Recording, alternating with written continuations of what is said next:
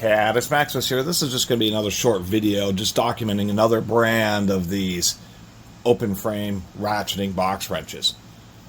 These things came out a long time ago, and I've done, as I found various brands, Craftsman's, Williams, think SK's.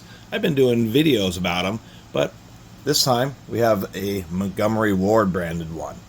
Still made in the United States. Still has the same patent number and some kind of little date symbol there. It's a reverse or a mirrored 7. And part of this channel is just simply to document tools. So people who may look up, whether, look up Montgomery Ward ratcheting wrenches will find this is what they were. They were pretty nice. Larger sizes were 12 point, but as soon as they got down to 9/16 or ½ inch, they went to 6 point, which I thought was wise, because as you get the smaller fasteners on it, particularly with 12 points, the points are so small, they have such little surface area that more wisely they went with 6 points. Now this is before fluting, although that's really not the biggest deal in my opinion. High quality 6 point tools or even 12 point have really tight broaching, and they tend to hold really well. It's when you have a little bit looser a fit where fluting tends to make more of a difference. This is actually, as far as an individual one I may keep, because it's a ½ inch and 9/16.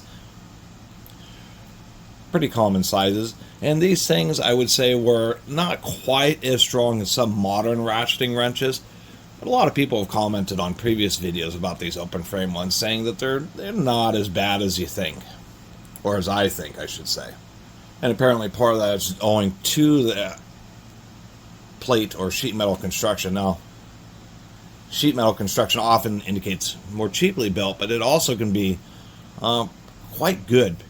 The reason is, if you're using a nice high alloy steel, as they're making the sheet, they keep rolling it between two rollers, thinning it out, and that becomes a forging process, which elongates the metal grains inside the material, and that does help add to the strength. This one also is pretty hefty, because they just use, a lot of these will use plastic spacers in the middle. This is just using steel spacers. Non-reversing, just a simple little ratchet pawl. I mean, these were budget, these were meant to be a little bit cheaper, but still be more than adequate. They tend to have really coarse teeth and gearing on them, but it means they're reasonably stout, and I do like the way they have on and off stamped on it. Now, as far as the thickness of this, I always really assumed that these had, the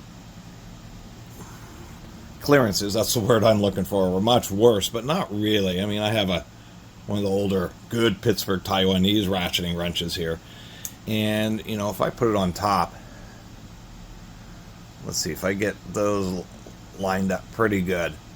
It's basically the same. I mean, there's almost no difference whatsoever in the thickness between this and this. And that's certainly true in this case. And yeah, 14 millimeters and 9/16 are just about the same size. So anyway, that's just a little documenting video about this old Montgomery Ward classic Powr-Craft.